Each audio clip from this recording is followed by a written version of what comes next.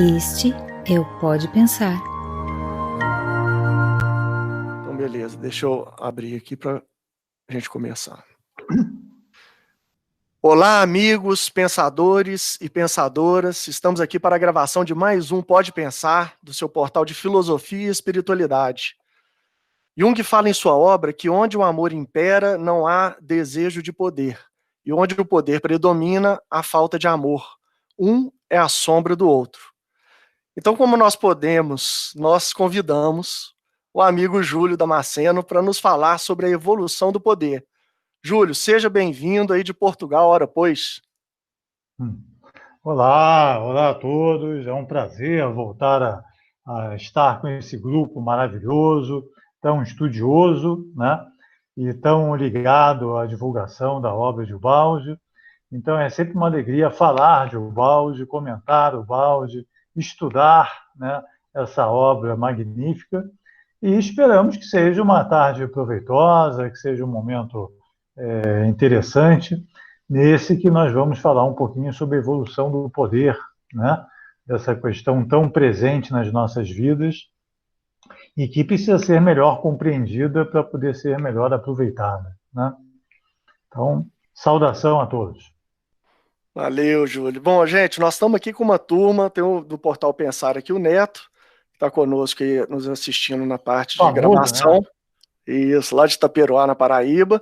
E estamos aqui com o Rafael, cada um de nós trouxe um pequeno exército aqui para assistir o estudo do Júlio, né, Rafa? Seja bem-vindo com a sua grande turma. Rafa também.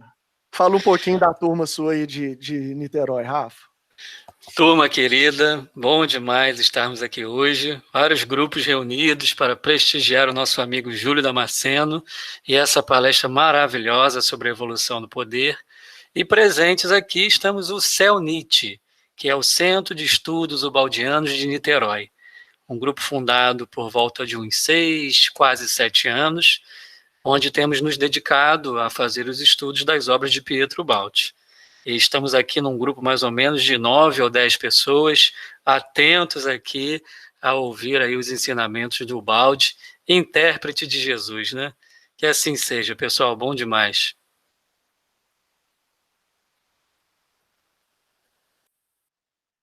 Excelente, Rafa. Nós estamos aqui com uma turma também, já vi que entrou o Álvaro, o Fred Cornélio, o César, tem uma turma aqui bacana também, o Luiz Felipe entrou aí também. Ô Luiz, aparece aí se você puder, dá um oi, Luiz Felipe do Portal Pensar. Olá, pessoal. Sejam todos bem-vindos aí a mais essa edição super especial do Pode Pensar. Julinho, grande amigo, essa palestra maravilhosa que eu já tive a oportunidade de assistir, tenho certeza que vai ser incrível. Então, bora lá, sem mais delongas. Isso, vamos trabalhar. Elemara, dá um oi também. Elemara também está aí conosco, lá do Portal Pensar.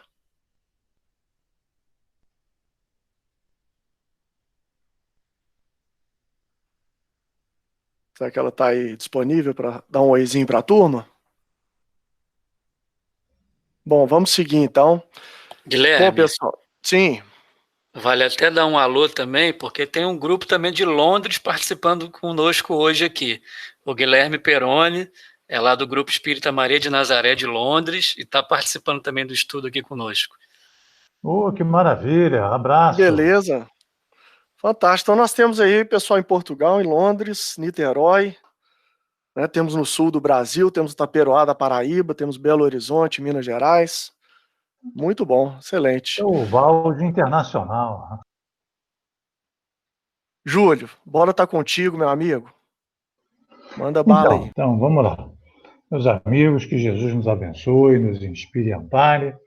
Esse trabalho foi apresentado pela primeira vez no 24º Congresso Pietro Ubaldi, ocorrido em Vitória, nos dias 23 e 24 de agosto de 2019. E ele surgiu de uma preocupação absolutamente pessoal. Talvez esse tenha sido um dos estudos mais genuínos, no sentido de resultar de uma dúvida pessoal. Diante do acirramento da política nacional e dos extremos, do contraditório, né, que nós estávamos acompanhando nos últimos anos, me ocorreu a preocupação de entender o fenômeno da política e do poder à luz da obra baldiana, que, para nós todos, é uma referência segura das leis da natureza, né, das leis de Deus, do funcionamento do cosmos, e que nós sabemos que, entre as quais, se insere o fenômeno da política e do poder. Eu não queria deixar passar a oportunidade de refletir sobre esse assunto profundamente sobre a base da obra de Pietro Baldi.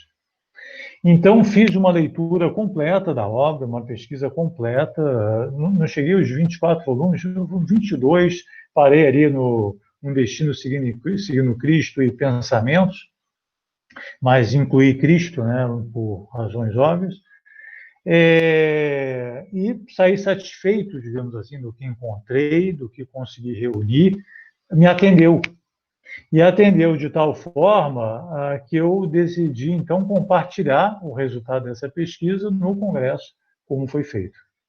Então, digamos assim, uma preocupação pessoal legítima que se desenvolveu, digamos assim, numa palestra, conforme, num estudo, digamos assim, conforme vocês vão ver. Um esclarecimento importante, que deve ser, digamos assim, um norteador aqui da nossa conversa, literalmente a regra do jogo, né? Quando você fala de política e fala de poder, é quase inevitável. A primeira perspectiva é nós pensarmos em pessoas e partidos. Mas nós aqui não queremos falar nem de pessoas nem de partidos.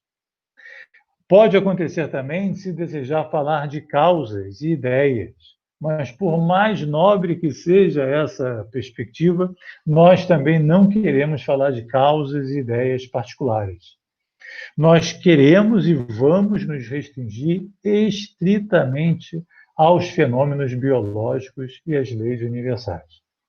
Imaginem que eu quisesse olhar agora o cenário político de Marte, sabendo que o universo é monista, sabendo que as leis universais são gerais e se aplicam a todo local, em qualquer momento, esse estudo deveria ser útil para estudar o fenômeno da política em Marte. Quer dizer, completamente distante do nosso contexto, dos nossos interesses, das nossas preocupações locais, né? E essa foi a base do nosso trabalho. O nosso método é o método baldiano, né? Aplicado à questão do poder e da vida em sociedade. Aquilo que o Baldi chamava da ciência da vida. Todo problema está intrinsecamente ligado aos demais. A nossa visão, o nosso desejo é trabalhar com a síntese, de olhar os fenômenos no seu esqueleto, na sua estrutura, na sua essência mais intrínseca, né? E sem, digamos assim, nos deter nos aspectos menores do desdobramento dessa lei em casos particulares. Nós dividimos o nosso estudo em 3 etapas: princípios, aplicações e conclusão. No final, eu pretendia dar resposta a essa aspiração, né? Que fazer? O que será? Qual é a tendência do fenômeno da política e do poder nos anos que virão? Como sairemos das situações, dos desafios que estamos vivendo? Então, nós vamos procurar trazer isso também ao final do nosso estudo. Eu botei lá no início uma versão reduzida, eu tirei alguns slides de passagem e tal, mas o conteúdo, basicamente, é o mesmo que foi apresentado lá no Congresso. Então, vejamos a primeira parte dos princípios, né? Eu destaquei essa frase de Noures: a evolução da ideia de Deus é paralela à evolução humana. Como nós estamos falando de princípio, nós tínhamos que falar de Deus, né? E falar de Deus à luz da visão baldiana, a começar da estrutura e da hierarquia do sistema. E o primeiro alerta que o Baldi nos faz, logo no capítulo 9 da Grande Síntese, né, a sua voz nos faz, é: não reduzais a divindade a formas antropomórficas, não a restringais em conceitos feitos à vossa imagem e semelhança. A visão que se tem de Deus é quase que determinante da visão que nós temos de mundo. E para poder ilustrar, iluminar e desenvolver a nossa visão de mundo, é fundamental, é necessário melhor compreender a divindade, a figura da divindade. Essas duas coisas estão estreitamente ligadas. E essa concepção, essa correlação é a base do estudo que aqui se inicia. Para o Baldi, Deus é o eu sou do universo. Ele se refere a Deus como todo uno Deus, numa visão de complementariedade de Deus e a criação, de estrita ligação de Deus com a ligação. Deus é o espírito, o absoluto, o pensamento diretor, o comando de toda a criação. Em um sistema, ele nos traz uma imagem antropomórfica, sim, mas dentro daquilo que nós podemos, do limite daquilo que nós podemos aceitar e compreender, da visão de Deus, né?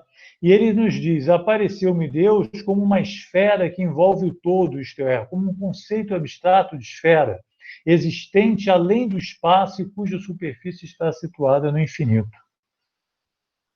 Neste processo, Deus multiplicou-se, como que se dividindo num número infinito de seres e, no entanto, continuando uno. Aqui se refere à substância divina. Um dos primeiros aspectos assim, importantes da cosmogonia ubaldiana é que ele acaba com aquela ideia malsã, né, que nós alimentamos durante séculos, de que Deus fez a criação do nada. O nada não existe. O nada só existe como antítese daquilo que é, mas ele não tem existência própria e, como tal, não poderia ser matéria-prima para a construção de coisa alguma. Então, o Baldi esclarece esse ponto, né, de maneira sensacional e completa, desqualificando, por assim dizer, o nada como a matéria-prima da criação. A matéria-prima da criação é a substância de Deus. E o que controla essa substância é o pensamento de Deus. Eles estão absolutamente ligados, mas não se confundem, conforme nós veremos a seguir, discutindo a questão da transcendência e da imanência. Mas é importante, nessa imagem que nós trazemos aqui, de projetar a grande esfera dividida e organizada em pequenas esferas, começa a se trazer aquela ideia da imagem e semelhança, né? da relação de filiação dos deuses em relação ao Deus maior, né? do qual somos todos filhos, feitos à sua imagem e semelhança.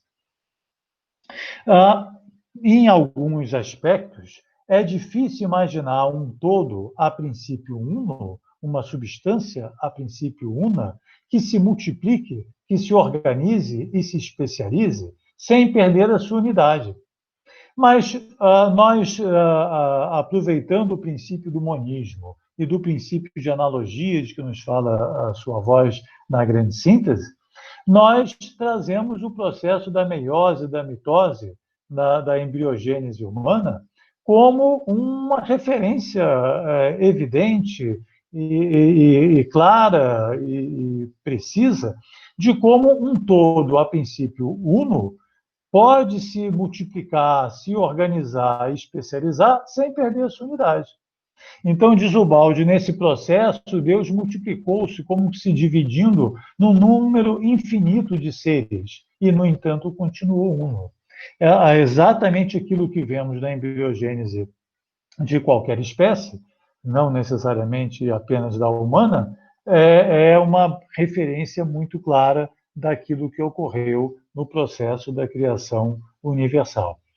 O resultado dessa multiplicação, organização, especialização é a unidade orgânica, em que todos foram criados para contribuir e para participar, interagir e dentro de um regime de codependência e altíssima especialização do todo universal. Cada um de nós depende essencialmente de todos os outros. Cada um de nós é perfeito na função que lhe foi atribuída, é especializado na função que lhe cabe, mas depende para a sua sobrevivência do outro, que é organizado e especializado também. Dos piores efeitos da queda foi nos tirar a sensação de codependência e de pertencimento. Nós não nos reconhecemos. E a criação toda universal foi criada num regime de codependência, de colaboração, de coesão, de consciência. E é nesse sentido que o todo, embora construído de miríades de partes, ele consegue se manter uno, se manter coeso dentro desse conjunto orgânico que resultou do processo da criação.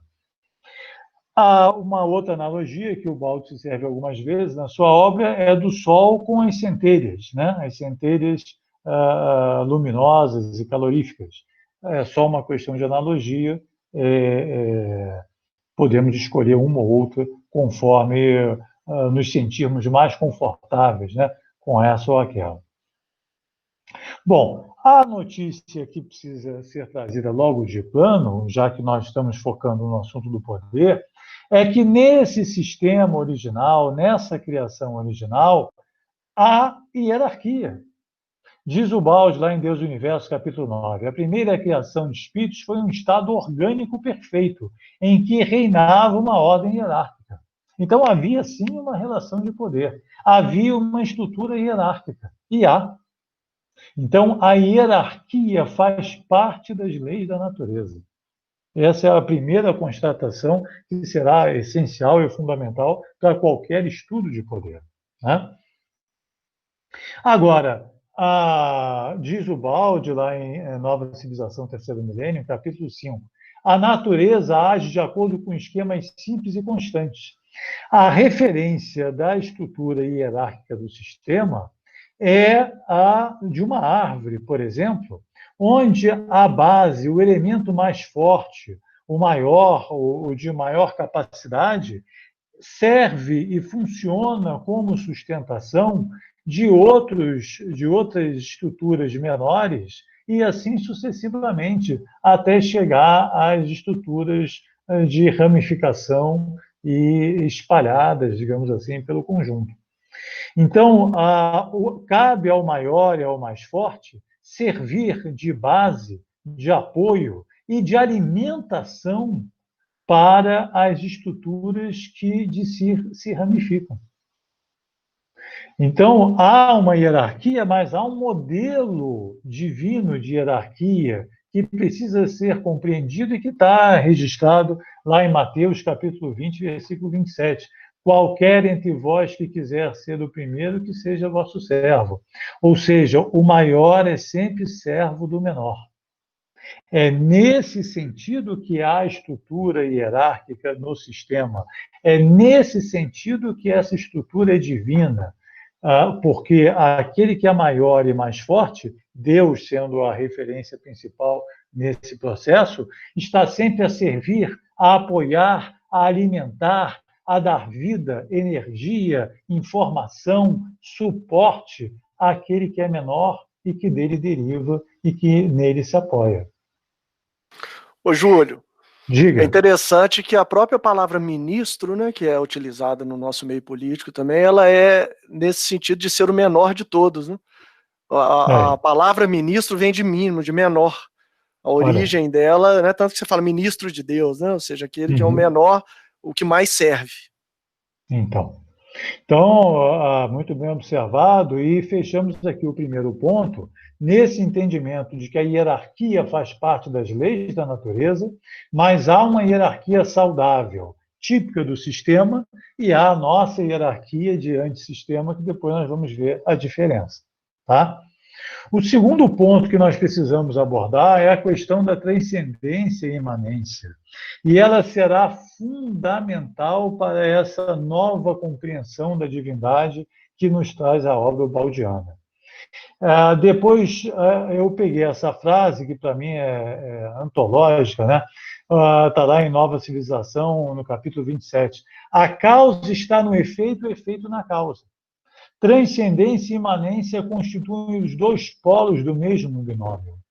Ou seja, criador e criatura estão absolutamente, estritamente vinculados, umbilicalmente vinculados, mas não se confundem. E eu procurei uma imagem mais assim, muito, para poder traduzir essa relação, e me parece que encontrei nessa figura aqui da bola de cristal diante do pôr do sol, né? Observem o seguinte: a imagem transcendente, que vai além da esfera de cristal, é o pôr do sol. O pôr do sol tem o sol, digamos assim, que seria Deus na nossa imagem, como seu centro, né? Como a fonte de luz, de calor e de vida que alimenta tudo que há ao redor, né? Mas existe uma esfera de cristal, uma parte que se distingue. Embora esteja inserida dentro da paisagem, ela faz parte da paisagem, ela não se confunde com a paisagem. Assim como o sol, embora abranja a paisagem inteira, ele tem também a sua vida e sua identidade própria. Nós somos a esfera de cristal e estamos dentro do ambiente divino, do ambiente da luz divina, que abrange, ilumina e vivifica a tudo. Observem que há um reflexo da paisagem dentro da esfera. E aí nós temos a ideia da imagem e semelhança, né?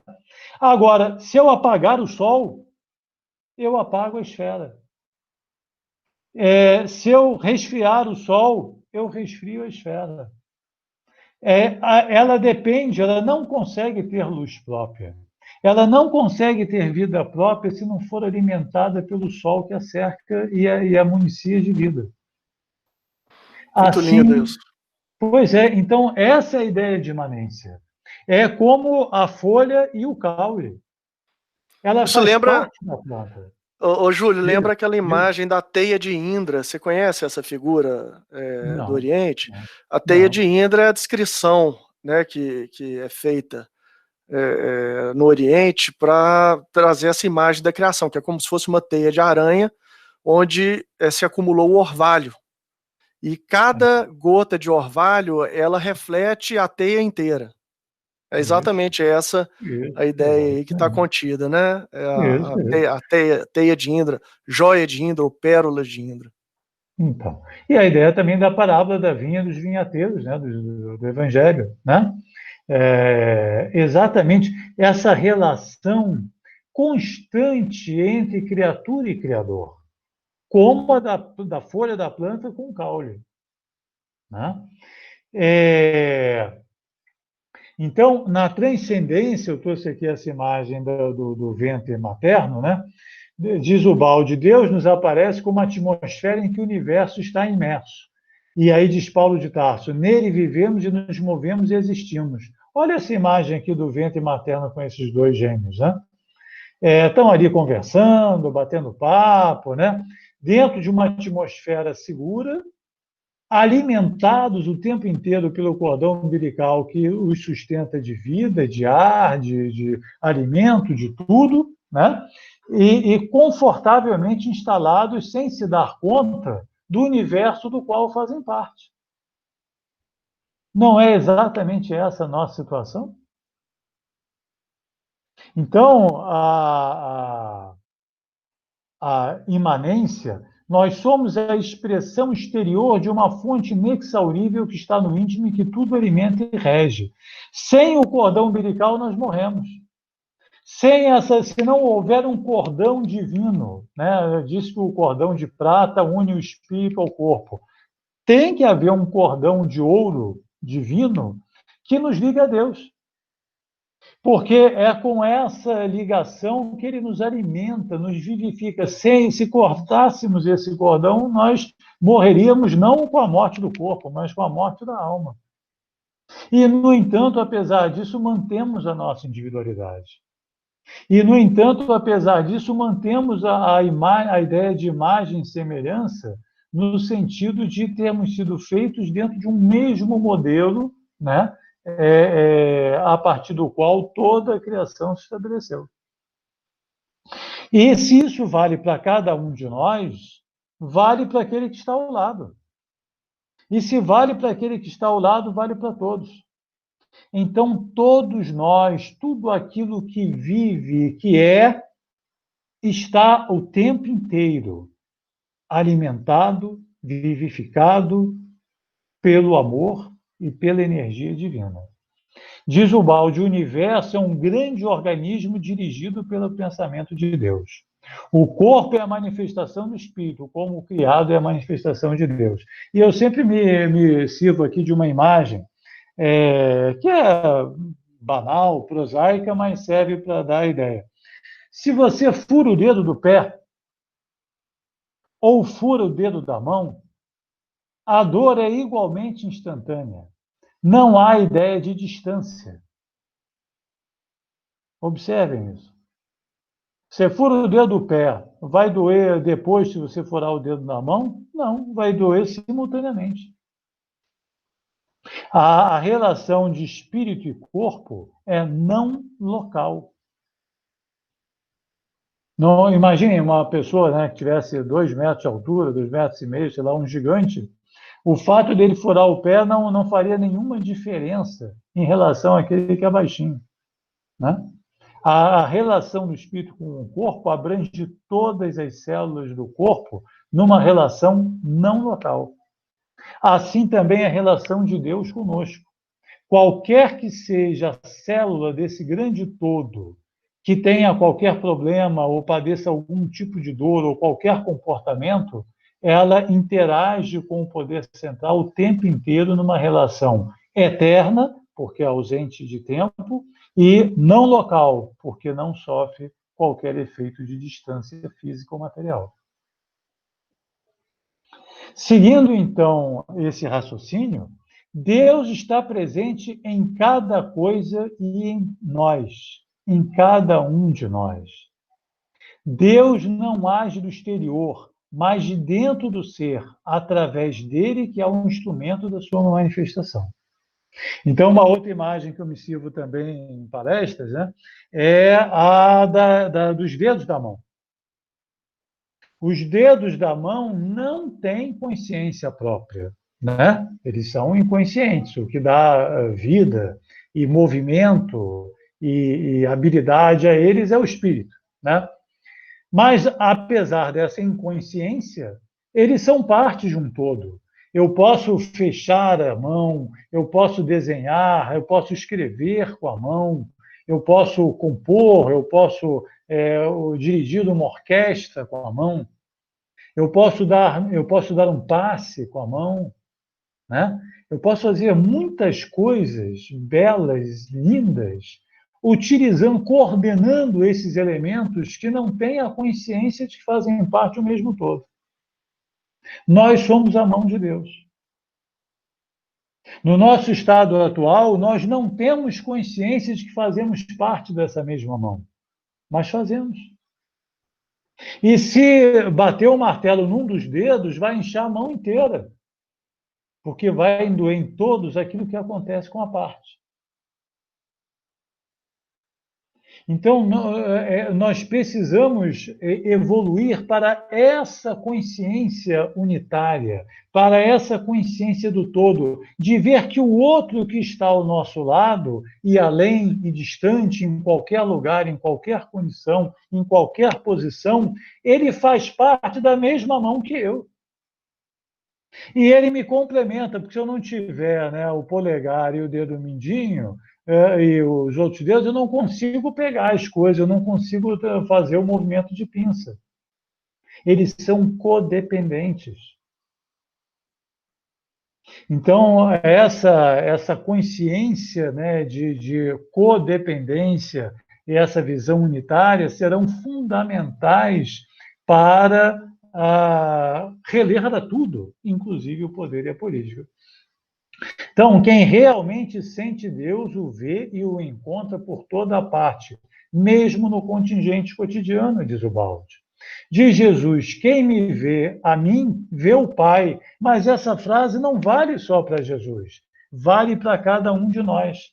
Quem vê ao Rafael, ao Guilherme, ao Júlio, vê também ao Pai.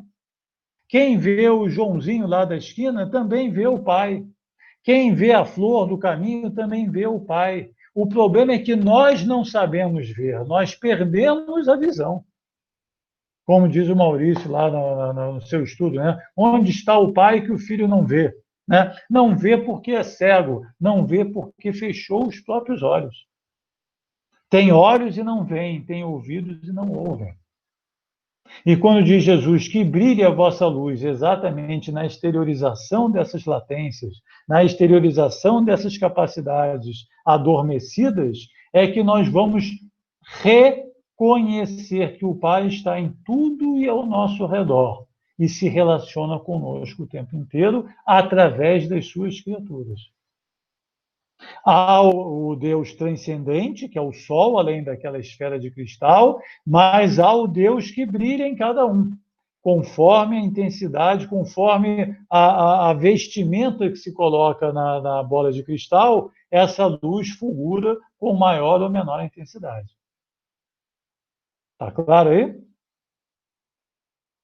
Alguma dúvida, alguma observação? É isso aí, Júlio. Excelente. Rafa, se quiser comentar alguma coisa, me lembrou aqui, foi aquele poema do Gregório de Matos. Ele tem um poeminha que chama O Braço do Mesmo Menino de Jesus Quando Apareceu. Ao braço do mesmo menino Jesus quando apareceu. O início ele fala o seguinte, Júlio, ele fala assim: o todo sem a parte não é todo.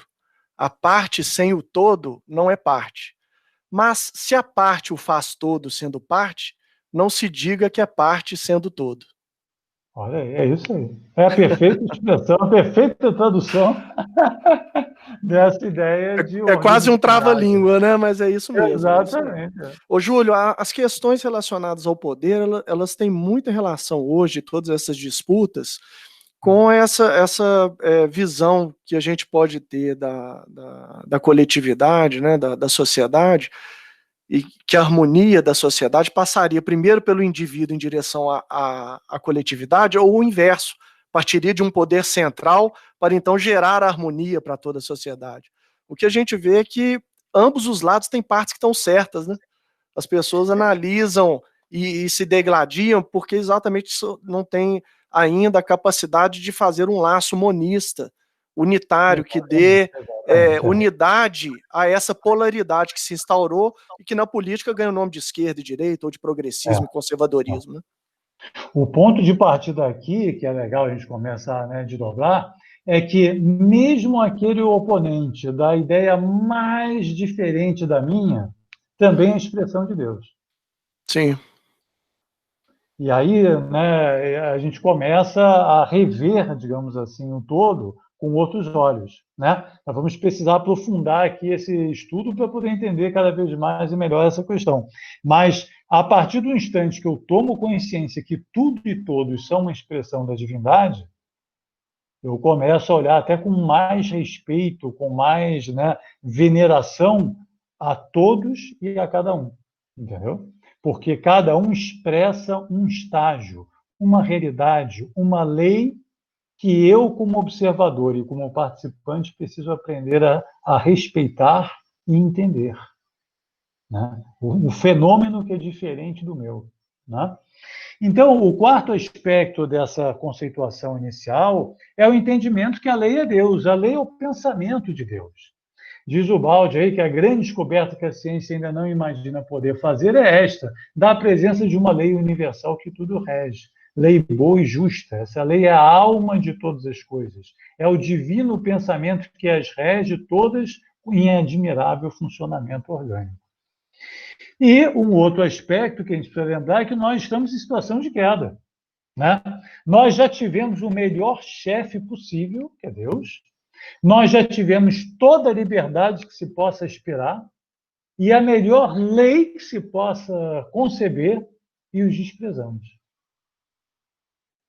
Então, nós já tivemos, eu digo assim, eu queria ter o chefe ideal, já teve. Eu queria ter a liberdade absoluta, já teve. Eu queria ter uma lei justa, já teve. Você recusou os três. Diz Isaías, como caístes desde o céu, ó Lúcifer, filho da alva. Como foste cortado por terra, tu que debilitavas as nações, tinha todo o poder. E tu dizias no teu coração, subirei sobre as alturas das nuvens, e serei semelhante ao Altíssimo, e contudo levado serás ao inferno, ao mais profundo do abismo. Então, precisamos entender que fenômeno foi esse, e aí está totalmente ligado ao poder. A queda é uma questão de poder, né? Como é que nós já tivemos tudo que se possa sonhar em termos de poder e desprezamos? E quais as consequências disso, né? A queda, segundo Baldi, foi uma disputa louca e anárquica por poder, de cobiça, desenfreada pelo espaço do outro e de prepotência, de anseio por comando. A queda não foi uma atitude de gente boazinha. Foi a atitude de gente que queria o poder. E poder no sentido, a lei sou eu agora, né? Vai ser do meu jeito. Eu quero esse poder dele de determinar como as coisas devem ser. Eu quero ser o centro, eu não quero mais ser parte. O Baldi diz, faz uma analogia, né, com o câncer, e diz, a célula neoplástica não obedece mais à disciplina do poder central e, arrastada pelo próprio prurido genético, reproduz-se louca e anarquicamente.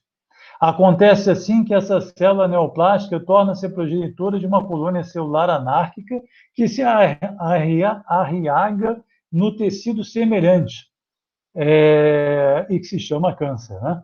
Não consigo ver aqui. Então, qual é a psicologia da queda? É o orgulho de querer ser igual a Deus, de não semelhante e nem criatura dele. A prepotência, a tendência para o mandonismo. Em determinado momento, Lúcifer, né, como símbolo desse comportamento, decide, não, quem manda sou eu, né? Quem manda sou eu, né? O arrivismo, o comportamento daquele que está determinado a triunfar a qualquer preço, mesmo em prejuízo de outrem. O egoísmo e a inveja e a cobiça. E a prova, digamos assim, desses elementos na psicologia da queda se vê claramente nos 10 mandamentos de Moisés. Observem que os 5 primeiros mandamentos, todos são ligados à hierarquia. Todos são ligados à obediência, todos são ligados à hierarquia. É como se o primeiro recado para a humanidade fosse: obedeça. Saia do seu orgulho, deixe de lado a prepotência, deixe de lado o arrivismo, o egoísmo, a inveja, né? E o arrivismo, até os 3 primeiros aí, e obedeça. E os 5 últimos, todos se referem à cobiça, à inveja e ao egoísmo. A de querer invadir o espaço do outro, de achar que a sua opinião é mais importante que a do outro, que o seu jeito de ser é mais certo, que a sua forma de definir as coisas é melhor que a do outro. Nós estamos viciados nisso, estamos,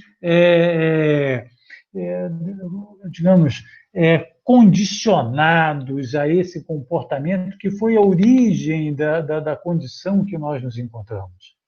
E o primeiro passo a tomar para sair dele é tomar consciência dele. Aquele penso, logo existo, né, do Descartes, é para amadores, né? Nós podemos dizer, eu sou orgulhoso, logo existo. Eu sou prepotente, logo existo. Eu sou arrivista, eu sou egoísta, eu sou invejoso e dominado pela cobiça. São essas as características que me tornaram humano. E são delas que eu preciso me livrar para recuperar a minha angelitude original. Então, esse reconhecimento da condição humana, esse reconhecimento da nossa própria condição, eu não estou falando do José da Esquina, eu estou falando do Júlio Couto Damasceno. O Júlio Couto Damasceno tem as seguintes características, e eu não preciso ver a CPF, RG e exame de sangue dele para saber que ele é orgulhoso, que ele é prepotente, que ele é arrivista, que ele é egoísta, invejoso e vítima da cobiça. Essas são as características que nos tornaram humanos, que nos afastaram de Deus e estão totalmente ligadas à questão do poder.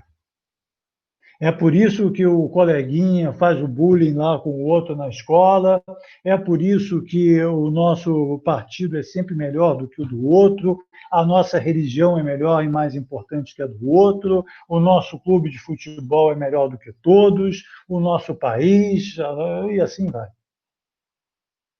Então, esse autoconhecimento, esse reconhecimento da nossa própria condição é essencial, é crucial, porque foi ele que nos levou a invadir o espaço do outro e até disputar com Deus a primazia do controle central. Então, um sistema que era lindo, um vaso chinês, brilhante, maravilhoso, se despedaçou, cada um para o seu lado, e num comportamento que não foi de motim, né? A queda não foi um motim organizado com um líder. Não, no que Lúcifer, né, como símbolo da alta hierarquia, como uma parte dela, decidiu desrespeitar a hierarquia e fazer do seu jeito, tentar fazer do seu jeito a condução das coisas, os outros abaixo seguiram o mesmo procedimento. E o resultado, onde todos querem mandar, é um caos. Onde não há ordem, onde não há hierarquia, né? A casa, como é que é? Onde todos, casa que não tem pão, onde, como é que é? Todos têm razão, né? Tem um ditado nessa linha que fala mais ou menos assim, todos têm sua opinião, não sei que ninguém tem razão, né? É mais ou menos a situação desse estado. Então, o resultado da queda é a fragmentação, que significa revolta e desmoronamento, terminando no caos. Ô, Júlio, o ditado que você está procurando, eu acho que é aquele que fala: casa onde não há pão, todos ralham e ninguém tem razão. Isso, tem uma versão dele para poder. E de fato, o que acontece? Mesmo essa da escassez, né, nós mergulhamos num universo de escassez, né, que é o antissistema, ele é como lá o filho pródigo, né, que se afastando comia com os porcos, né, foi perdendo, por se desconectar da fonte divina, foi perdendo, gastando a sua herança. Né? Isso aí. Então, a evolução nos leva no caminho da reunificação, de obediência, de reconstrução, terminando na ordem do uno. Então, nós vamos ter que juntar esses pedaços de novo. Cada pedaço vai ter que aprender a conviver com os outros. Cada pedaço vai ter que aprender a ouvir os outros. Cada pedaço vai ter que aprender a se harmonizar com o outro. Sem o que o vaso não volta à sua condição original. Reunificar-se é o grande propósito de todo o universo. Evolução, espiritualização e unificação caminham paralelamente. E aí vale lembrar uma frase muito bacana de Teilhard de Chardin, né, que dizia: ser é unir, para ser mais eu preciso unir cada vez mais. O estágio de evolução e espiritualização alcançados por determinada sociedade se espelha no estágio de unificação que ela atingiu. O grau de amadurecimento evolutivo e de espiritualização das partes se traduz na unificação do todo. Uma sociedade primitiva, evolutivamente falando, espiritualmente falando, estará altamente fragmentada, porque ela está mais no início do processo evolutivo.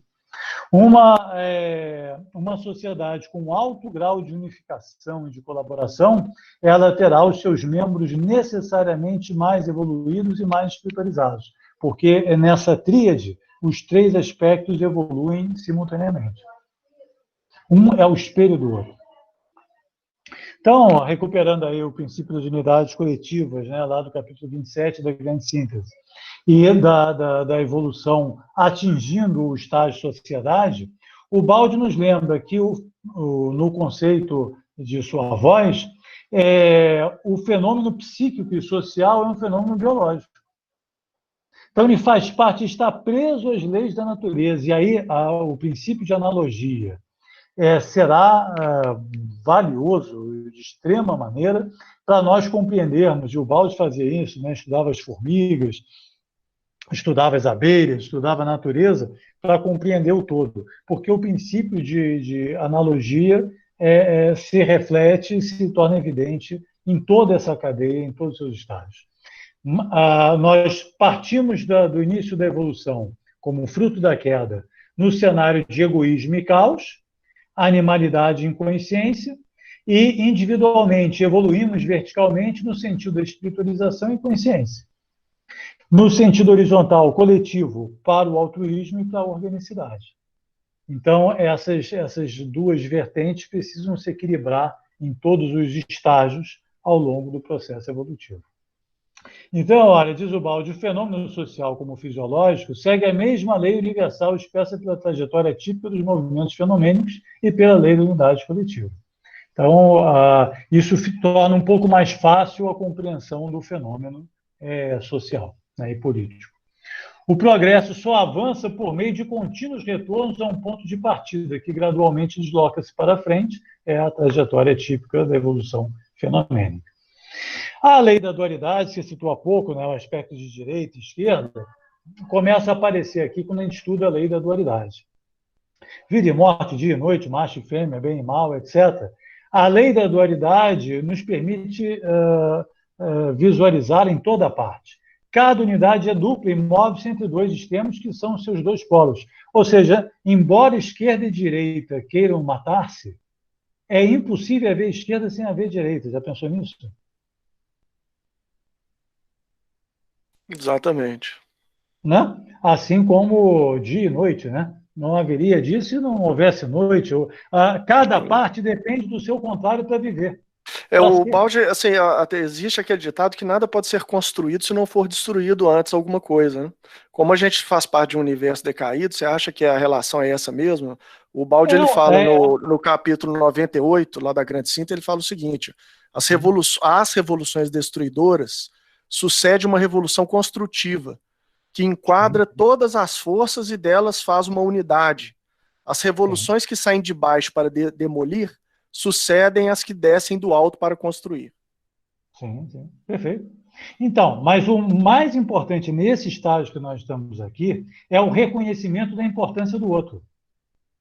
É o reconhecimento da importância do contraditório. Quer dizer, a ação e reação são um todo único. O bem e o mal no nosso universo, o uno é dual. É uma característica do antissistema. Né? Essa dualidade é produto da queda, é efeito da queda. E, no nosso caso, a unidade se reflete através da dualidade. Agora, o cálculo das probabilidades, quando você olha a dualidade no fenômeno dos ciclos, né? Na questão dos ciclos, o cálculo das probabilidades faz-nos crer que os fatos, porque se repetiram muitas vezes, devam continuar repetindo-se sempre. Mas os equilíbrios da vida reclamam exatamente o contrário. Exatamente porque determinado fato se repetiu tantas vezes, deve ceder o passo à posição contrária. É o dia e a noite. O fato de estar em noite avançada significa que o dia vem a caminho. O fato do dia estar avançado significa que a noite está próxima. Os ciclos se alternam. E esse é um outro aspecto da lei da dualidade que nós precisamos levar em conta também no estudo do fenômeno do poder e da questão da política. O princípio da trindade também é muito interessante. O princípio trinitário não passa de consequência do princípio da dualidade. Do antagonismo e da fusão nasce o terceiro termo, a ideia clássica do homem e da mulher, né? Nasce lá o bebê. É novo ser, terceiro elemento, filho do binômio pai e mãe e da íntima oscilação dessa unidade dualística.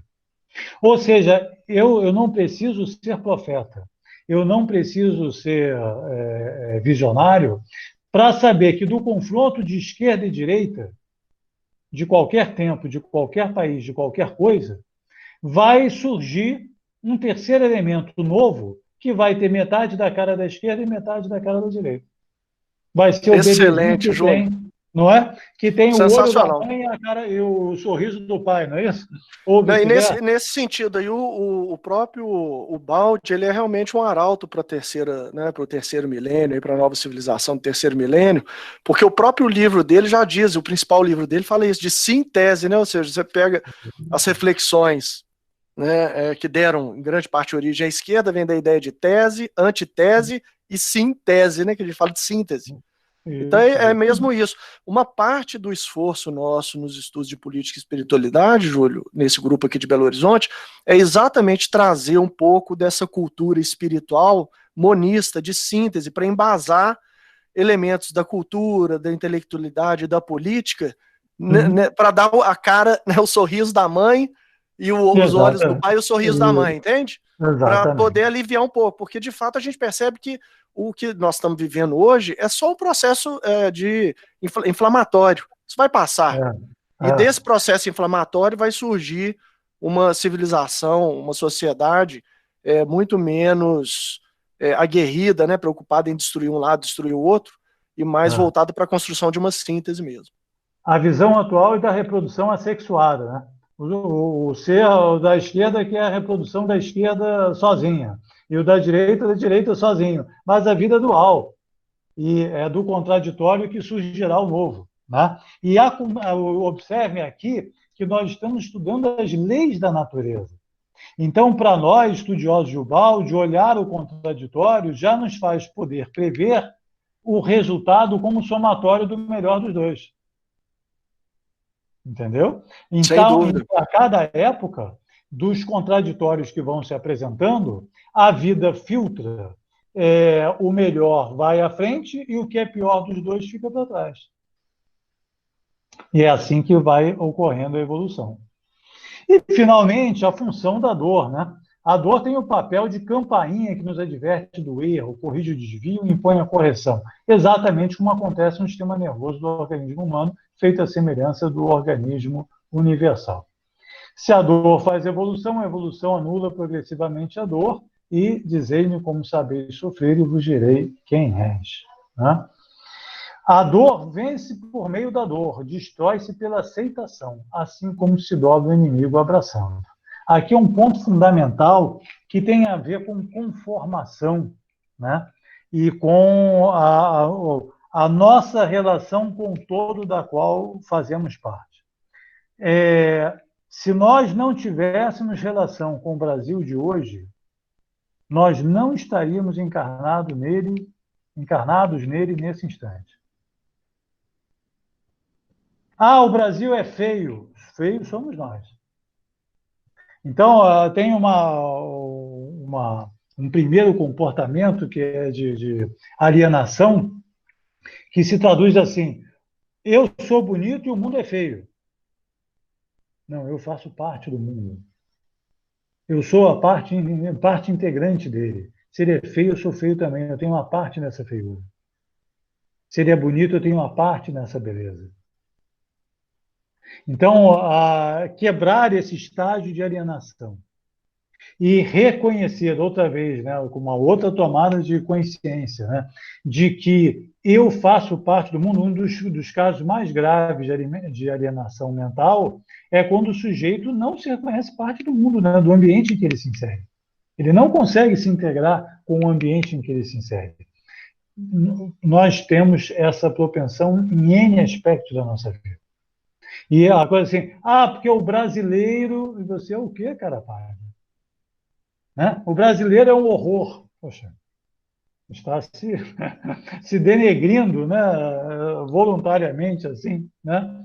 Então, e outra coisa, se nós somos produto da queda, e somos, nós estamos no estágio, no ambiente que melhor traduz a nossa condição atual. Não estamos por acaso. Estamos por adequação. Você não está na segunda série, na terceira série, na quarta série por acaso. Você está porque você fez as provas e se verificou que o seu nível é esse. Então, essa compreensão, essa tomada de consciência também é fundamental, porque senão você sempre vai andar de salto alto, vai achar que, né, outra vez, você, o seu grupo, o seu partido, a sua religião, o seu tudo é sempre melhor do que o dos outros, blá, blá, blá, e que o resto está perdido. Perdido está você quando acha que os outros estão perdidos. Né?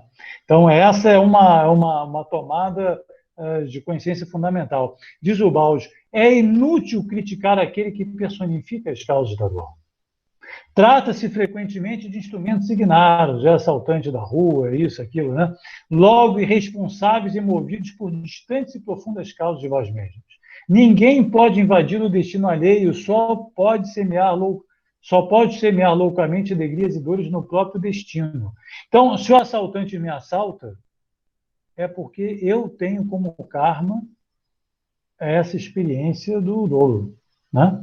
O Balde vai explicar isso detalhadamente lá na técnica funcional da lei de Deus, ele fala muito sobre isso. Exatamente. Tem um amigo Aliás, aqui, já deixa, Júlio, desculpa, só deixar um convite para o pessoal que tem a série, fazer a propaganda aqui, o jabá da série, né, que é a segunda temporada do Pode Pensar sobre este livro, a técnica funcional da lei de Deus. Pessoal, nós já estamos praticamente no final do livro, hein? Olha aí. Tem um amigo meu que diz assim, eu fui ladrão de cavalos. Aí, gente, por quê? Porque ele já teve, sei lá, uns 10 carros roubados.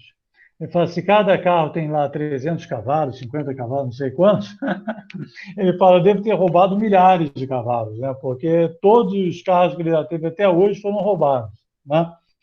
Não é coincidência. E ele também já não tem raiva nenhuma do ladrão, porque ele já percebeu isso, que o ladrão quer roubar por conta própria, pelo seu livre-arbítrio. Mas que Deus faz com que ele se dirija ao carro dele, porque esse é um karma dele, essa é uma experiência que ele tem que viver. E nessa combinação de destinos e de vontades, Deus faz com que a justiça se dê respeitando o nosso livre-arbítrio. Eu quero fazer isso, Deus vai nos colocar na posição certa, no local certo, no cenário perfeito, para que eu exercite a minha vontade, o meu livre-arbítrio, sem violar o destino e o direito do próximo. Então, se o ladrão passar numa rua em que tem alguém que não mereça ser assaltado, ele não vai conseguir assaltar ninguém. Só conseguirá assaltar aquele que tem no seu histórico a vulnerabilidade para esse tipo de situação, para esse tipo de karma. E é dessa forma que Deus, agindo por meio de tudo e de todos, combina a trama do destino de tal forma que a justiça se dê para tudo e para todos. Então, eu não posso reclamar daquele que é instrumento da dor. Eu tenho que reclamar de mim mesmo, de ter gerado as condições para que aquela dor acontecesse. Então, se a vida está difícil, nós estamos vivendo um inferno, eu tenho parte, eu botei uma chamazinha nesse inferno. Eu faço parte dele como co-criador. E eu vou ter que aprender agora a apagar as chamas e a ensinar os outros a apagar também. Então, a palavra injustiça precisa sair do dicionário humano. No organismo universal, diz o Baldes, as palavras acaso e injustiça constituem um absurdo. E são. Porque a possibilidade de uma injustiça, uma que fosse, seria a negação completa da lei de Deus. Esse sim seria o verdadeiro milagre. Se há Deus, há justiça. Se a lei de Deus está em tudo e em todos, eu só posso entender tudo e todos como justiça. E aí eu começo a compreender a vida e a tudo e a todos com outros olhos. E a entender a situação em que nós estamos vivendo. Então, a prece de Jesus na cruz, né, a mais perfeita prece diante daquele que está diante da vida, né, e diante da dor. Pai, nas tuas mãos entrego o meu espírito. Diz o Baldes, a verdadeira oração é avizinhamento e adesão, é dócil aceitação. Nem também por isto ela deva ser confundida com uma passiva e inerte resignação. Ao contrário, ela é a consciência da ordem e vontade de Deus e cooperação ativa na sua ação de bem no mundo. Quando vão assaltar agora esse meu amigo, ele já entrega a chave. Olha, então pode levar. Ah, mas o senhor pode levar, meu filho, pode levar. Porque ele sabe que um dia vai acabar. Ele sabe que ele já entendeu a situação dele. Então, quando nós aceitamos a dor, aceitamos a situação que nós estamos vivendo e lidamos com ela positivamente, construindo um karma positivo para o futuro e aceitando resignadamente os efeitos do karma negativo do passado, nós começamos a mudar a nossa situação e a construirmos um futuro melhor. Então, respondeu Jesus a Pilatos: o meu reino não é deste mundo. Se o meu reino fosse deste mundo, pelejariam os meus servos para que eu não fosse entregue aos judeus. Mas agora, o meu reino não é daqui. Então, mas agora, né? Então, ele diz, não é deste mundo ainda, mas no futuro será. Então, vamos ver como é que se dá essa transição. Diz o Cristo que felizes os mansos, porque eles herdarão a terra. Quer dizer, chegará um dia em que a Terra deixará de ser um inferno e será um paraíso. Mas nós vamos precisar saber como que essa transição acontece. Diz aqui Mateus, né? As portas do inferno não prevalecerão. Então, o chefe, a existência dos chefes, nós sabemos agora, são uma necessidade, uma realidade biológica. Né? Já vimos a questão da hierarquia. Todo chefe, em qualquer campo em que opere, é sempre um núcleo em torno do qual gravitam discípulos, súditos, exércitos, imitadores, clientes. Em toda manifestação coletiva, social, política, religiosa, econômica, intelectual, também as forças espirituais se distribuem metodicamente segundo o esquema habitual de núcleo central e elétrons periféricos. Isso faz parte da lei da natureza. O que acontece é que a nossa hierarquia é emborcada, é a do antissistema. Então, aquela da primeira criação que nós vimos foi desmoronada. E esse desmoronamento convulsionou essa ordem em uma hierarquia subvertida, uma anti-hierarquia do antissistema, contraposta à hierarquia do S. Não é assim que a gente vê os organogramas humanos? Olha aqui, ó. É isso aqui. É a árvore ao contrário. E a gente acha normal. Né? A gente acha normal, a gente acha o lado mais pesado, ele esmaga os inferiores. Ele se serve, ele explora, ele abusa, ele, mesmo quando disfarça, né, com as políticas de RH, quando suaviza, é sempre o princípio da mais-valia, é sempre o princípio da exploração, é sempre o princípio de obter o máximo oferecendo o mínimo. Né? Vai lá numa reunião de sindicato, de negociação de sindicato, né, do RH da empresa com o sindicato, que as faces se rebelam. Né?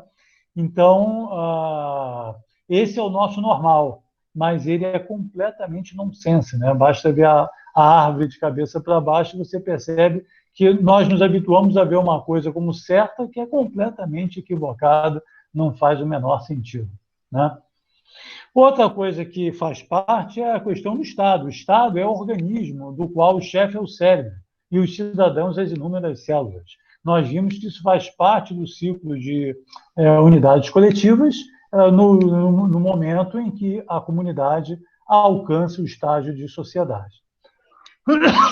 Perdão. Diz lá o Cristo, né? Nenhuma autoridade teria sobre mim se de cima não te fora dado. Essa frase também se aplica a nós todos. As relações de poder que estão acima de nós e que nos governam também não foram dadas por acaso. Lembra que Deus está em tudo e em todos. Então, quem já compreendeu o que é a inteligência da história, que verdadeiramente dirige tudo, dará formas de governo e ao problema da escolha. Na prática, nos fatos, essa escolha se realiza igualmente, qualquer que seja a forma de governo, por seleção do mais adaptado e por eliminação dos rivais. Diante desse problema da escolha dos governantes, de cuja solução parece depender tudo, observamos que, não obstante, ela tem uma importância relativa. Então, pode ser,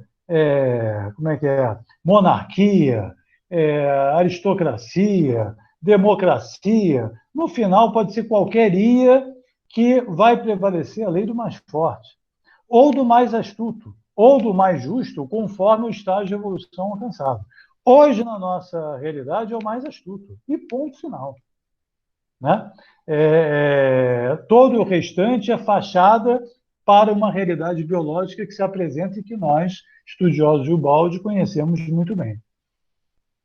Cada povo, segundo seu grau de evolução, precisa de um chefe de tipo biológico evoluído em proporção a ele. Portanto, nem muito evoluído para que não seja desprezado por estar muito baixo, nem demais evoluído que seja incompreendido porque é muito baixo. Poderíamos dizer, diga-me quem te diriges e eu te direi quem és. Porque o governante, o governo de um povo é a sua melhor expressão, a sua melhor tradução, o seu mais fiel espelho. Ah, não, que coisa horrorosa, porque eu discorda no princípio junguiano lá, né, do efeito de espelhamento, né, de projeção. Você critica aquilo com que se identifica, né?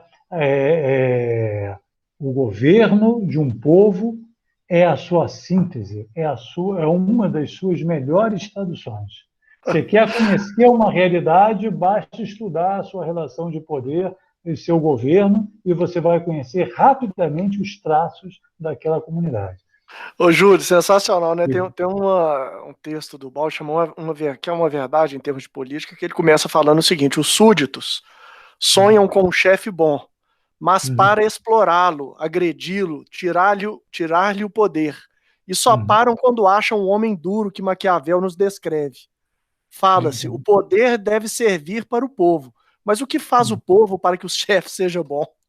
Não, se botar no santo, vai ser trucidado. Se botar o santo, a gente destroça ele. Está aqui, ó. Os chefes têm os povos que merecem, os povos têm os chefes que merecem. Um santo jamais poderá governar, mas apenas o indivíduo ou a classe que possui as qualidades e também os defeitos próprios da evolução da maioria. Então, essa relação, e isso acima de qualquer divisão partidária. Então, pode ser A, B ou C. Provavelmente, os comportamentos, as práticas, a essência vai ser a mesma, porque eles são a tradução do estágio evolutivo daquele povo. O resto é figuração, o resto é interpretação humana, são os interesses humanos.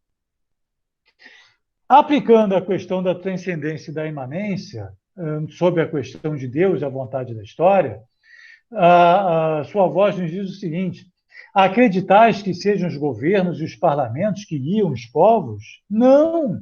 Eles constituem apenas um expoente. Mesmo nos períodos de anarquia, a história caminha por si, sabiamente guiada pelas forças ocultas contidas na lei. Perdão. É a história que utiliza os homens para seus fins, quando os coloca em evidência, e não os homens que a conquistam para si e se impõem a ela. A massa contém sempre uma reserva de grandes homens para todas as suas necessidades, e chama ora um, ora outro, de acordo com a sua especialização. Precisa de alguém para derrubar, e aí é a questão das revoluções. Precisa de alguém para fazer sangue? Chama o sanguinário. Vai ter sempre milhares de sanguinários para fazer a revolução. Precisa de organizar novas leis? Chama um jurista. Entendeu? Tem um determinado momento que você vai precisar pensar qual o papel que você se propõe a exercer dentro desse teatro. Porque tem papel para todo mundo. Se você quiser usar a força para defender os seus ideais, você pode. Pode. É livre. Vá lá e faça. Mas, se você tiver estudado o Bausch, talvez você pense duas vezes, porque você sabe que aquele que ganhar pela espada, perecerá pela espada. Há o outro que quer se servir da astúcia. Ele se usa e abusa da astúcia de todas as formas possíveis da sua manifestação, através da palavra, da escrita, da estrutura de poder, de tudo, para conseguir os seus fins. Mas há também o reverso para esse tipo de comportamento. E, finalmente, o justo, que só usa modelos de justiça e práticas de justiça para fins que sejam justos. Então, há legitimidade para qualquer nível, para ação em qualquer nível, mas a partir do nível de consciência que você se encontra, você pode e deve escolher a prática que mais sintoniza e que melhor traduz o estágio em que você se encontra. Então, vamos lá. Assim, a história chama sempre seus homens, superando as construções legais, desperta-os, levanta-os e os utiliza. Rejeita-os sem saudosismo, logo que cesse a função, ou então logo que caiam no abuso e na fraqueza. É Napoleão, né, em perfeita situação, em perfeita descrição aqui. Então, somos parte da vida, vivemos dela e nela. Não somos nós que vivemos autônomos e separados, mas é a vida que vive em nós. Quando nós não temos consciência de que a vida vive em nós, nós somos os dedos inconscientes da mão. Quando nós retomamos a consciência de que nós somos os dedos da mão e que cada dedo será conduzido para um fim próprio por um pensamento superior, nós começamos a respeitar o outro. Toda convivência é escola, diz o Bauer. Toda forma de vida implica a outra, educa e é educada. Daí a ideia aqui das engrenagens. Né? Cada indivíduo encontra a si mesmo em cada membro da coletividade. Não há melhores meios para educar o evoluído do que os do seu plano. Então, você acha que a vida é um inferno porque nós somos os demônios. Não tem outra história, não tem outra figuração. Só vai se tornar um paraíso quando nós nos tornarmos anjos. E o processo é relacionado, né? É interativo, é equilibrado. Né? Decaídas as aparentes distinções humanas, diz o Bauer, restam a qualidade comum de involuídos, única distinção interessante, a característica de injustiça inerente a seu sistema, que os iguala na mesma culpa e nas mesmas consequências. Você quer ser esperto o tempo inteiro. Ou na vida em sociedade, vai vender o carro, quer vender o carro pelo melhor preço, quer vender o apartamento, quer vender pelo melhor preço, quer comprar mais barato, quer fazer o melhor negócio, quer aparecer melhor. Nós somos uma teia de injustiças parciais que precisam ser compensadas pela justiça divina. Então, a injustiça é apenas aparente, a justiça é real. No final, no bottom line, no resultado, no somatório final, tudo é justo, compensado e equilibrado. Os aparentes e temporários desequilíbrios são compensados a médio e longo prazo com juros e correção. De tal forma que, diz Jesus, não sairás daqui sem pagar até o último centavo. E essa consciência também é fundamental para desenvolvermos o respeito coletivo, né? Então, a história tem o seu caminho, tem a sua rota, tem a sua meta. A história segue uma linha exata de progresso, regresso, maturações e revoluções, de ciclos criativos e destrutivos. Se cai é para levantar-se, se destrói é para reconstruir mais alto. Cada momento histórico é um movimento coordenado para um fim. Claro que aí também nessa história entra a ideia da queda. E aí podemos resgatar a imagem da adúltera, né? E a frase do Cristo, aquele que estiver sem pecado, que atire a primeira pedra. O que nos golpeia não provém do arbítrio alheio, mas do que somos, fazemos ou merecemos. É absurdo que o arbítrio alheio possa exercer tanto poder sobre nós. A liberdade humana impor injustiças à lei e implementar a desordem no universo. Se o mal nos atinge é porque nós fazemos parte dele. A dor é companheira daquele que deve, né? Se o mal nos faz mal é porque lhe pertencemos. Faz-nos mal na medida e nos pontos em que lhe pertencemos. Quer dizer, na proporção em que já se encontra dentro de nós mesmos. A uns, a pandemia está trazendo prejuízo financeiro. Meu Deus, como meu bolso dói. A outros está trazendo a perda de entes queridos. Meu Deus, como meu coração dói. O fenômeno é o mesmo. mas ele está atingindo cada um na sua vulnerabilidade, naquilo que tem para resgatar e para pagar. Então, o fenômeno pode ser o mesmo coletivo, mas as experiências são absolutamente individualizadas, customizadas, né, como se costuma dizer.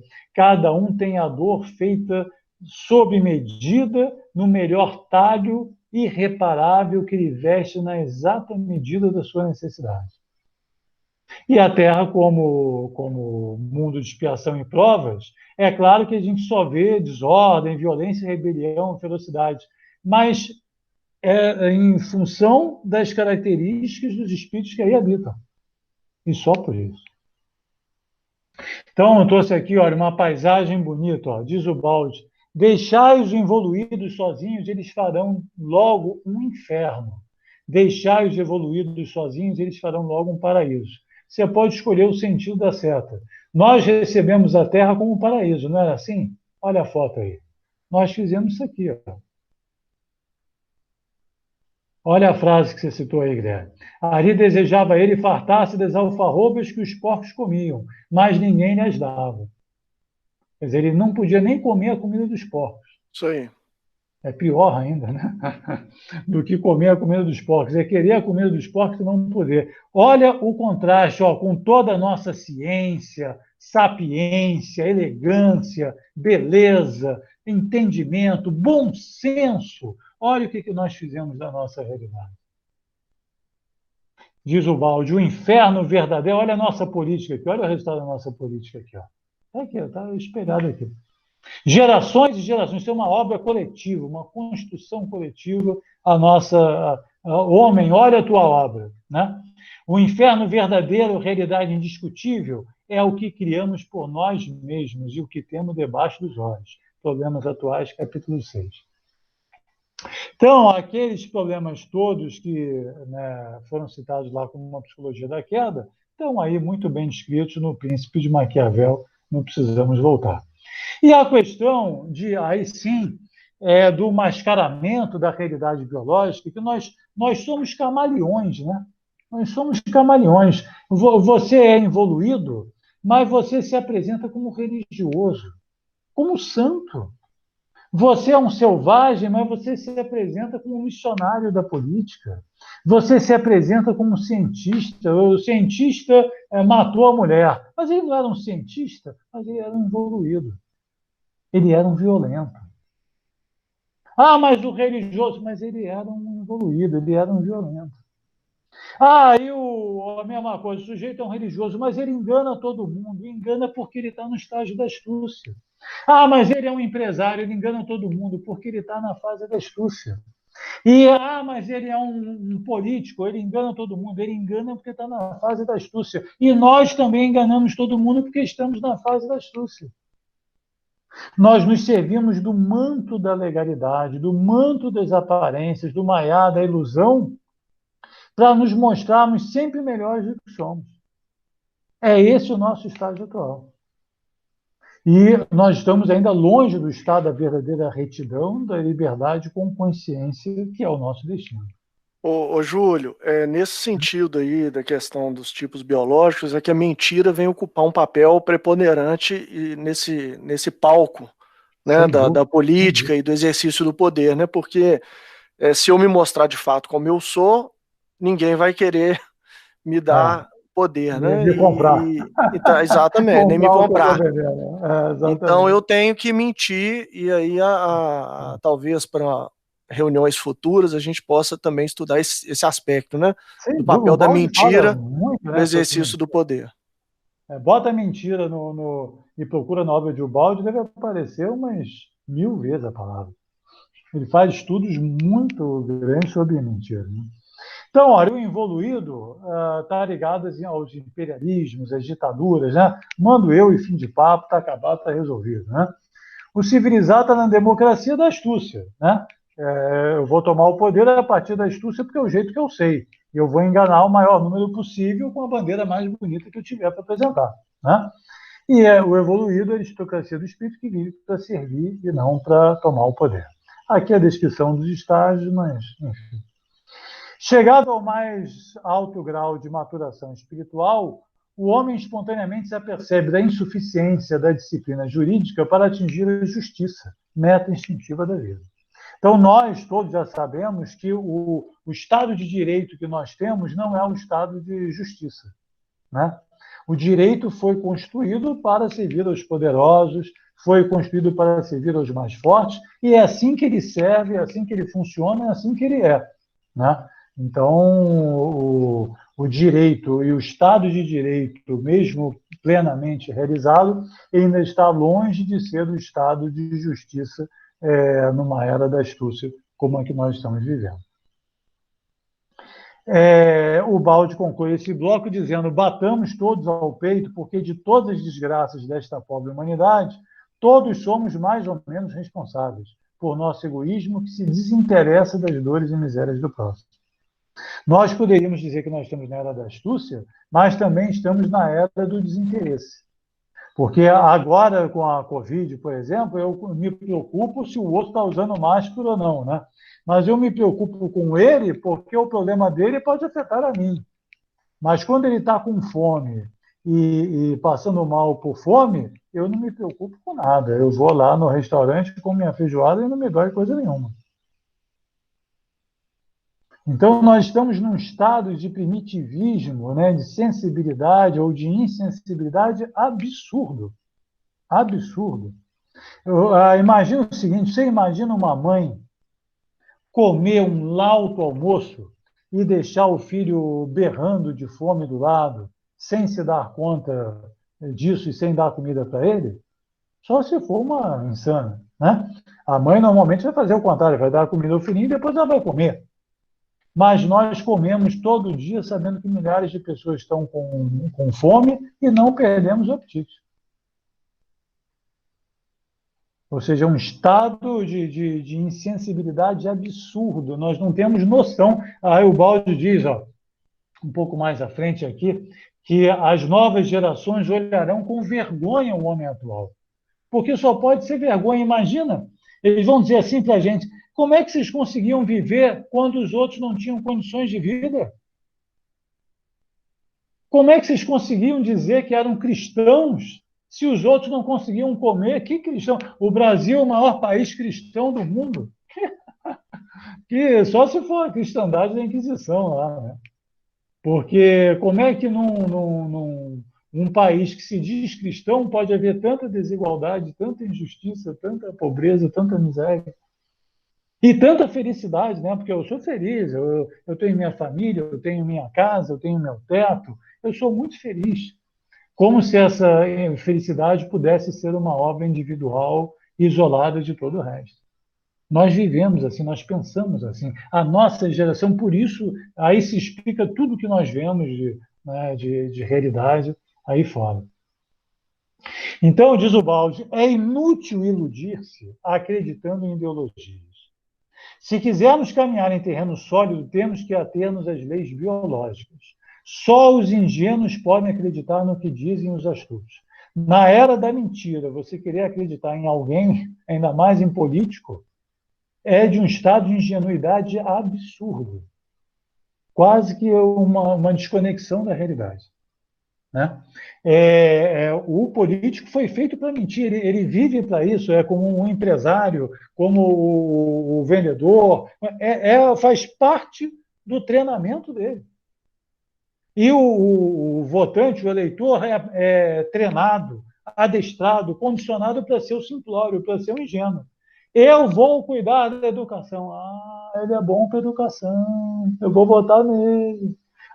Eu vou cuidar da saúde, ele é bom para a saúde, eu vou votar nele. Cada parte faz o seu papel. Um de enganar, o outro ser enganado. Um é o simplório, o outro é o esperto, o outro é o astuto. É assim que funciona.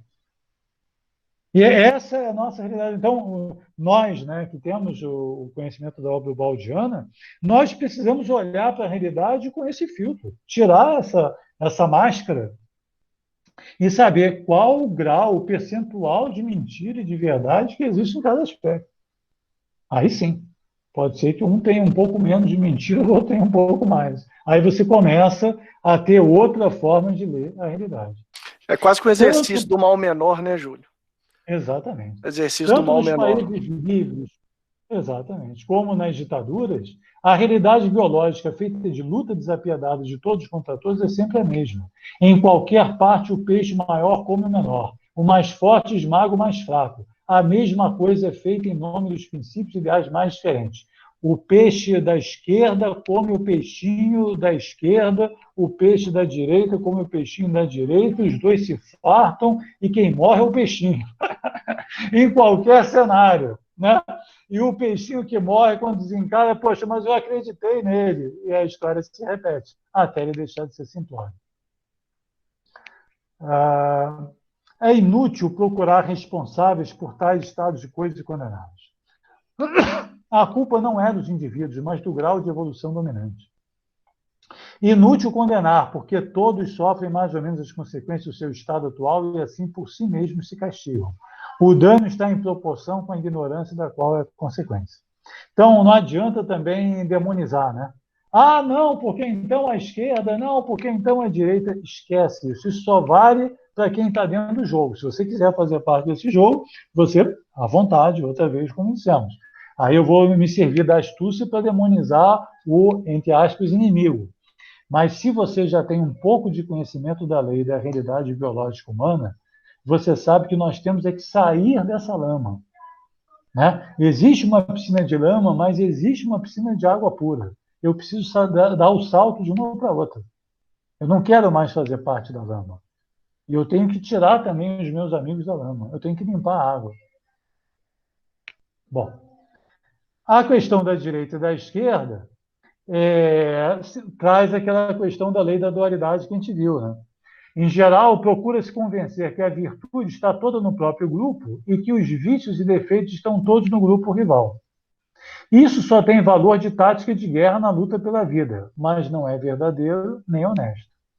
Há bons e maus em todos os grupos humanos, e a distinção é pessoal, e só pode ser feita caso por caso dentro de qualquer grupo.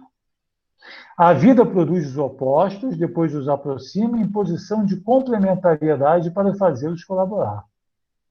Cada extremo tem os seus méritos num sentido, e os seus deméritos, os seus defeitos no sentido oposto. Precisamente porque, como extremo, é unilateral, feito, portanto, para ser compensado, isto é, corrigido com o elemento oposto que irá complementar. Então, aqui é a perfeita situação de esquerda e direita. Cada extremo tem os seus méritos e seus defeitos. E, precisamente porque, como extremo é unilateral e precisa ser compensado, a vida coloca um ao lado do outro. O que leva um sistema contra o outro é a sua parte de culpa. E isto justamente porque a vida quer destruir essa parte, valendo-se dos dois antagonistas como um meio de recíproca depuração, de modo que deles não sobreviva senão a parte em que ambos têm razão. Então não adianta o sujeito da esquerda vir me dizer eu estou 100% certo, porque eu já sei que ele não está. Não adianta o sujeito da direita vir me dizer que está 100% certo, porque eu sei que ele não está. E que eu já sei que no final vai surgir lá o filho com os olhos do pai e com o sorriso da mãe, que vai ser a combinação da melhor parte dos dois. E que a parte feia vai ficar para trás como parte da história. E é assim que a vida funciona. Então a solução não pode estar senão em uma recíproca depuração que elimine em cada um a parte de culpa. Sobreviverá aquilo que de melhor existe nos dois. Bom, para fechar, né? Quanto tempo? Tem mais 7 minutos? Tem sim, Júlio.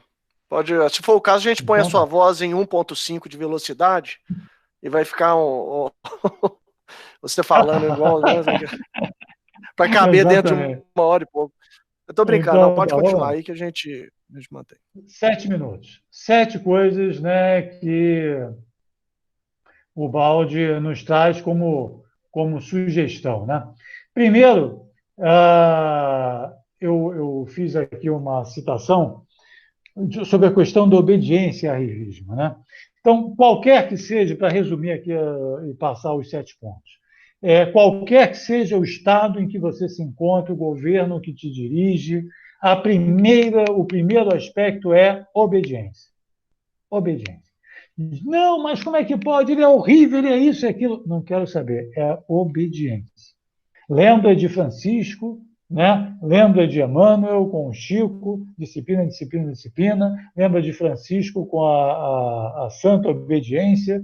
É a regra básica. E na obra dos Quatro Evangelhos a gente encontra uma explicação muito boa sobre isso. Diz assim: dá, pois, a César o que é de César e a Deus o que é de Deus. Nesses versículos há um ensinamento de submissão dado aos homens. Eles ensinam que todos devem submeter-se às leis que regem o seu país, por mais rigorosas e injustas que lhes pareçam, até que sejam derrogadas pela ação desta força moral que se personifica na razão e na discussão ativas, sábias, esclarecidas e perseverantes. Força que, com o auxílio do tempo, põe em foco a justiça e a verdade, fonte de toda a civilização verdadeira e de todo o progresso. Então, se a realidade que você se viu encarnado está horrível, o poder ditatorial, obedeça, primeira coisa. E movimente todos os recursos da razão, do bom senso e da justiça para mudar essa realidade. Leve o tempo que levar, mas não pactue com o erro, com a injustiça, com a violência, para mudar pela força aquilo que lhe parece errado. Para mudar pela astúcia aquilo que lhe parece errado. Essa é a orientação. Às vezes, mas como é que isso é possível, né? Mudar uma realidade desse jeito? Normalmente, os partidos, os movimentos sociais proclamam mudança já, como se as mudanças pudessem ser instantâneas. Mas está aqui, a abolição da escravatura. Consumiu-nos um século de gerações de abolicionistas fazendo um trabalho brilhante para que a abolição pudesse chegar ao ponto que chegou, ao estágio que chegou. Você diz, não foi perfeita, mas não foi violência. Não teve uma guerra da secessão brasileira. E se a nossa abolição foi imperfeita, porque o preconceito ainda existe, a guerra também violenta lá dos Estados Unidos, até hoje também, agora o caso lá de George Floyd está, né, bem em evidência, também não resolveu nada. Então, Júlio, vale a pena lembrar que a nossa economia era ainda mais dependente, né, da escravatura do que a americana, né? A economia brasileira ela dependia mais ainda economicamente disso, não só do trabalho, da força dos escravos, mas do negócio da escravidão como um todo, né? Então, realmente foi uma luta longa, mas ela foi travada de uma maneira, a gente acredita, talvez mais bem sucedida, né, do que e digna. Se você olhar a história dos abolicionistas, são histórias maravilhosas, né? Dignas, de pessoas que souberam defender suas ideias e foram pleiteando e negociando e progredindo, ajustando para se chegar ao resultado colimado, né? Então está aqui essa frase aqui dos espíritos, né, da discussão ativa, sábia, esclarecida e perseverante. Esse é o jeito elevado, digno de mudar qualquer realidade social com a qual se discorde, né? Bom, isto posto, vamos aos 7 pontos, que eu acho que também vão dar muito o que pensar. O primeiro ponto diz o Baldi: constituirmos-nos representantes do alto, quer dizer, tomar sobre nós mesmos poder e autoridade que podem ser entendidos como conquista de domínio pessoal no regime humano da luta pela vida, a provocar nos títulos excluídos a rebeldia. Abre-se, então, o caminho das rivalidades e inimizades. Então, a primeira dica dele é o seguinte: não buscar o poder. Aqueles que vão mudar essa realidade que nós estamos vendo aí da política, não vão buscar o poder. Olha aí. A primeira coisa que chama a atenção nesse quadro. Segundo, respeitar as autoridades terrenas. Para não provocar essa luta de autodefesa, é preciso respeitar todas as autoridades terrenas e nunca procurar conquistar poder humano algum, que nesse caso não interessa. Então, vai surgir uma geração que não vai ter vínculo com o poder, não vai ter foco no poder, vai desprezar o poder. Vai prestar atenção nas pessoas, na realidade das pessoas, em ajudar as pessoas, e não utilizar as pessoas para conquistar uma autoridade de que se julga digna e digamos assim, destinada, a qual se acha destinada. O primeiro trabalho a fazer é o de ajudarem-se uns aos outros, a ajudar os justos a reconhecerem-se, encontrar-se, a reunir-se. Eles já existem hoje, mas estão escondidos, porque, em geral, humildes estão afastados e espalhados. Estão subjugados pelos menos escrupulosos e mais prepotentes. Então, é buscar os justos onde estiverem, sem distinção de grupos e promover a colaboração. Você é da esquerda, mas você é digno, vem comigo, me ajuda. Você é da direita e é digno, vem comigo, me ajuda. Você é da religião A, B ou C, vem comigo, me ajuda. Vamos juntos ajudar a quem precisa. Então, sobrepairar as distinções humanas será a primeira característica dos homens da nova era. Participar da disputa de poder, sob qualquer pretexto que seja, com a causa mais nobre, é atestado de involução. Abrir mão do poder e se colocar para ajudar, inclusive o que está no poder e a todos aqueles que estão subordinados a ele, será a característica do homem da nova era. Ele não briga pelo poder, ele auxilia o poder naquilo que ele tiver de melhor e auxilia os subordinados do poder para que eles tenham uma vida melhor. No mundo de guerras e de todos os gêneros, temos que promover um diálogo substancial. Temos que aprender a ouvir uns aos outros com absoluto respeito a toda ideia, não prejudicial. Respeito que se deve pelo fato de que um nosso semelhante a sustenta. A aprender, assim, a parte da convivência, que constitui o alicerce da paz e da vida civilizada. Nós perdemos a habilidade do diálogo. E aí, com pleno sentido do termo, né? do encontro dos logos, né? Do encontro de ideias. Nós não sabemos mais conversar, nós só sabemos discutir. Eu só vejo as pessoas discutindo. É discutir religião, é discutir política, é discutir futebol, discutir isso, discutir aquilo. Mas não se procura conversar, entender substancialmente o outro. A capacidade de análise está prejudicada. Enfrentar os problemas em profundidade em suas raízes. O problema da violência policial contra os negros não está nos policiais. Está na cultura de desrespeito aos negros. Existe uma questão de fundo que alimenta o comportamento do policial. E esse comportamento se evidencia também em diversos outros aspectos da sociedade. Diz que no Brasil não tem preconceito, não tem racismo. Que é o país mais racista e preconceituoso que o Brasil? E que se envaidece pelo fato de não ter preconceito num estado de alienação grave. Então, enfrentar os problemas em sua profundidade, em suas raízes, né? Quaisquer que eles sejam. Focar na construção do novo, não na destruição do velho. Não se pode demolir o velho com agressão. Eu não quero derrubar os sheiks do petróleo. Eu quero investir em energia eólica. Sabe? Eu quero construir o novo. Eu não quero... Quando ninguém mais quiser petróleo, acabou o consumo de combustível fóssil, etc, etc. Mas o que eu quero é cuidar do novo.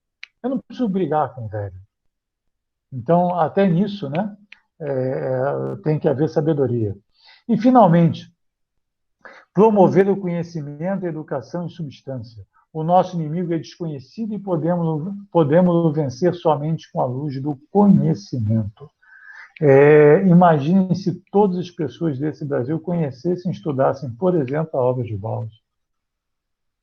Se todos os políticos, todos os grupos pudessem ter uma reflexão como essa, entender o papel de cada um, de todos, no somatório dessa grande civilização nova que se pretende desenvolver e construir, tem muito chão pela frente. Conclusão: o estandarte é Cristo. O programa é o Evangelho. Os princípios são imparcialidade e universalidade. O fim é a unificação. não para constituir um poder central que se imponha, mas para formar um acordo entre pessoas diferentes. O princípio e o conteúdo do movimento são estrito e exclusivamente evangélicos. Tudo aquilo que não pode permanecer no Evangelho do Cristo não pode igualmente permanecer neste movimento. Não é possível distorcer em nenhum sentido estas palavras.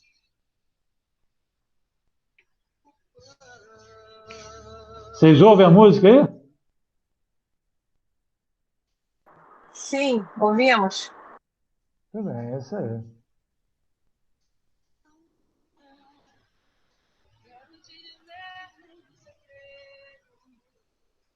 Tá baixinho, Júlio, mas a gente começou a ouvir aquela...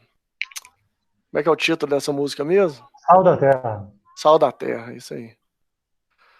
Ô, Júlio, Bem, muito bom, hein? obrigado a vocês aí, né? Pela oportunidade. Puxa, bacana, né? De trazer esse conteúdo de novo. E espero que tenha sido útil, que, né, sirva para alguma reflexão. Foi muito útil para mim, com certeza. E espero que seja para vocês também em alguma medida, né? Com certeza. Ô, Rafa, foi maravilhoso, né? Nós temos um podcast, Rafa, aí? Nós temos o quê? Nós temos um podcast, um Pode Pensar com essa palestra? Temos, né? Ora, tem dúvida ainda? Com certeza temos, né? Nossa, um passeio pelas obras de Ubaldi, né? Muito Júlio bom. Cruzou textos ali sensacionais, né? E nos dá uma visão mais substancial, realmente, das nossas disputas humanas por aqui, né? Muito bom, Júlio, muito bom mesmo. Gratidão. Que bom. Obrigado a Ô, vocês. Júlio, a gente agradece aí, viu, sua presença, agradecemos a presença de todos aí do grupo lá de Niterói, pessoal de Londres, a turma aqui de Belo Horizonte. Fred, obrigado por ter aberto aí o Meet para nós. E espero que dê tudo certo com o áudio aí. E, pessoal, eu deixei para vocês no chat aí do grupo o meu telefone, tá? E vocês podem mandar para mim as perguntas para o Júlio. Mandem por áudio falando o nome e a cidade de vocês e a pergunta qual que é. E se a gente tiver perguntas suficientes, perguntas bacanas aí para mandar para o Júlio e ele puder responder, a gente depois faz um outro episódio só com perguntas e respostas dele. Tá ok, Júlio?